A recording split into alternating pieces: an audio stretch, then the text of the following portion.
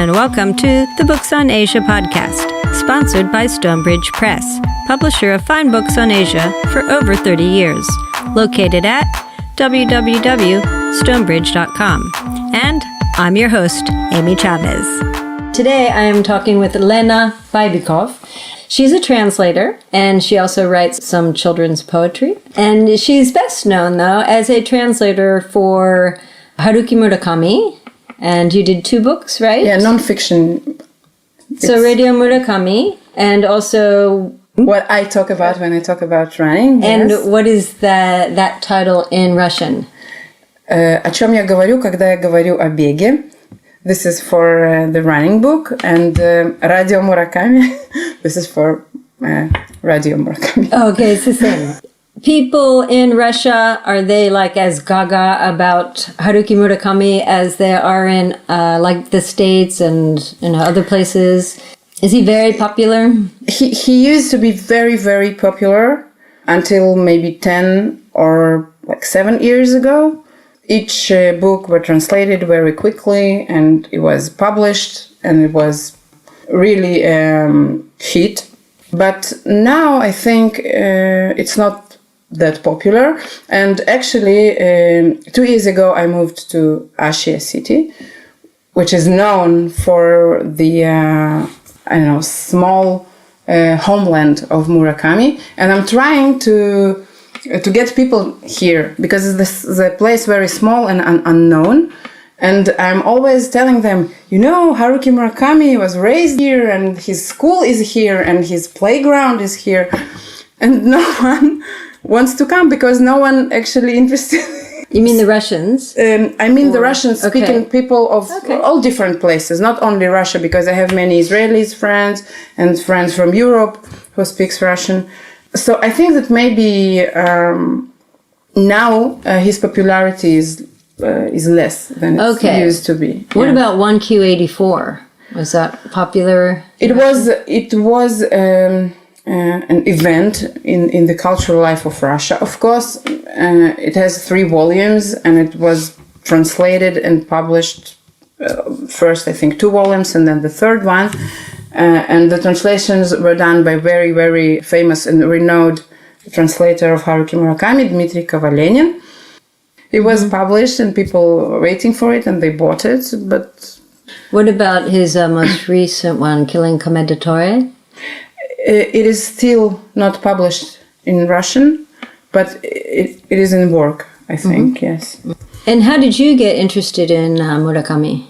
Actually, I'm non-fiction lover. So I was looking for some non-fiction writings in Japanese, and I found out that Murakami wrote a lot of non-fiction. He has travelogues and he has books on music. And I found a very nice collection of essays, which called Radio Murakami.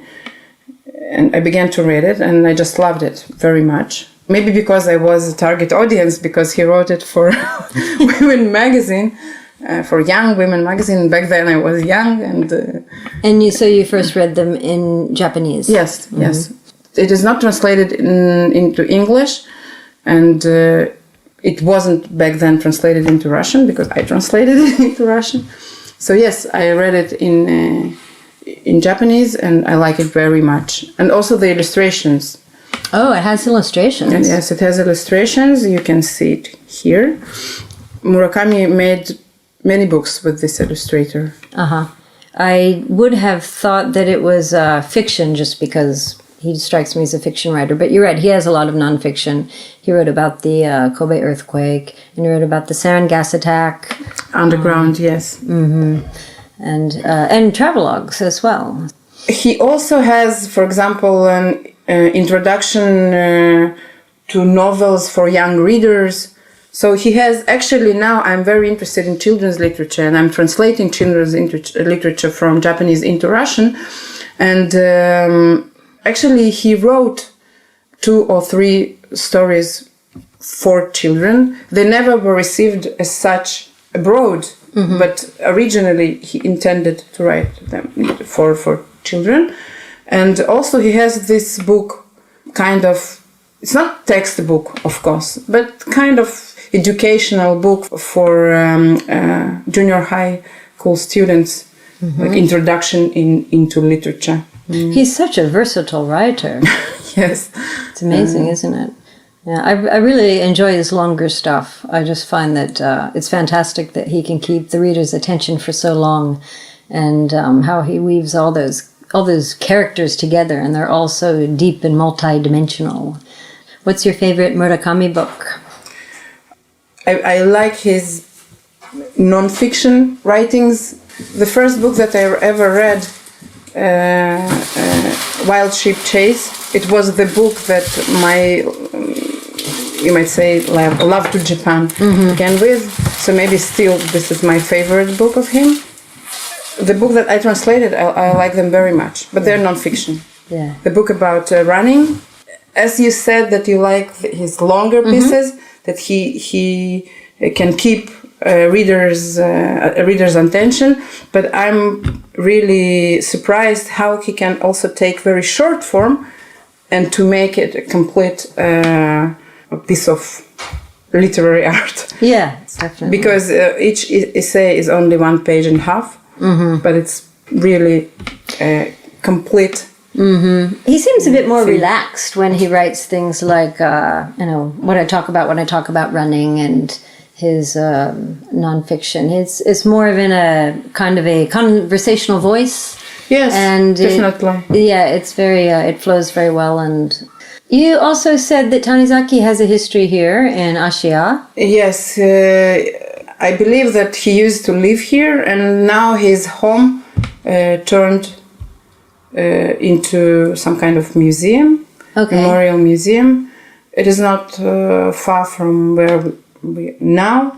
Anyone can visit anytime. And also Ogawa Yoko, she also lives here, but in the mountains.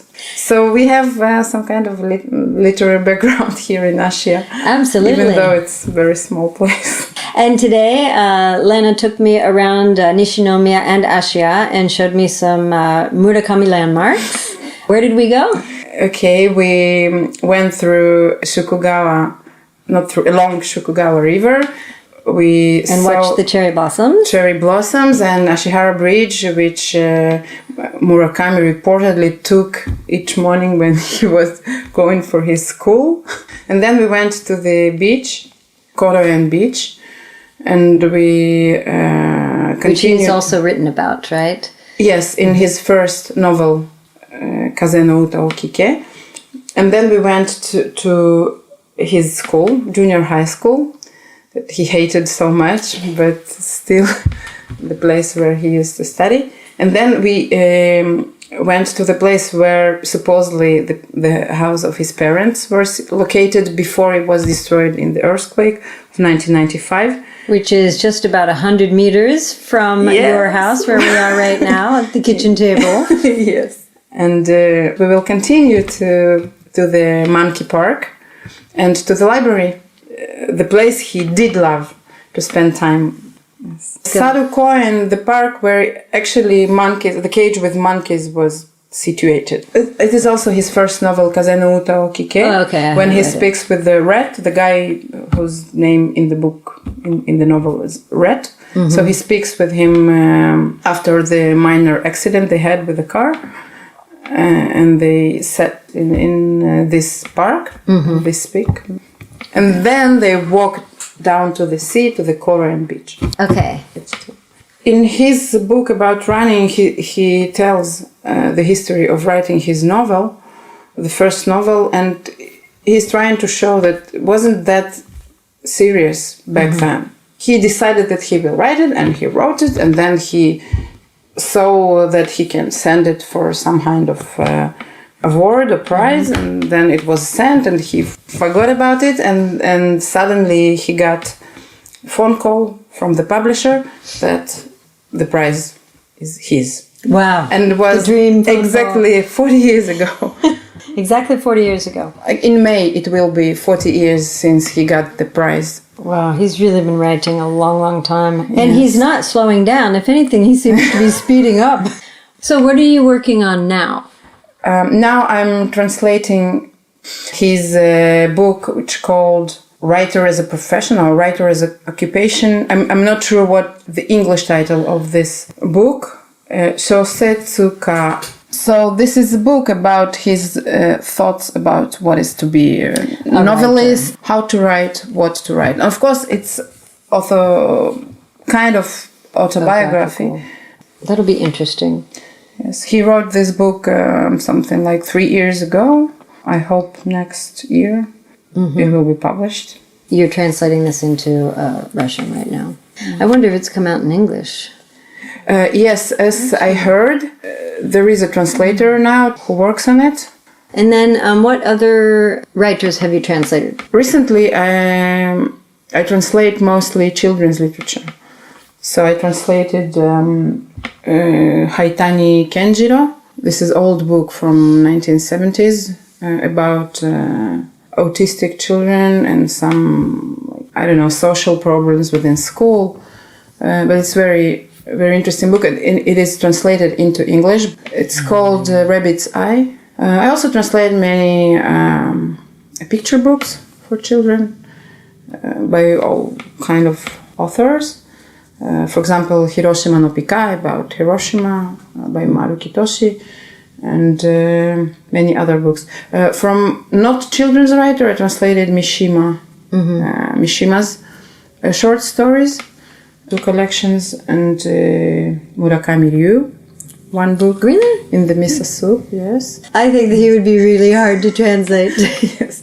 The hardest thing was the baseball terms, because in Russia, back then, I translated it almost 13, 15 years ago.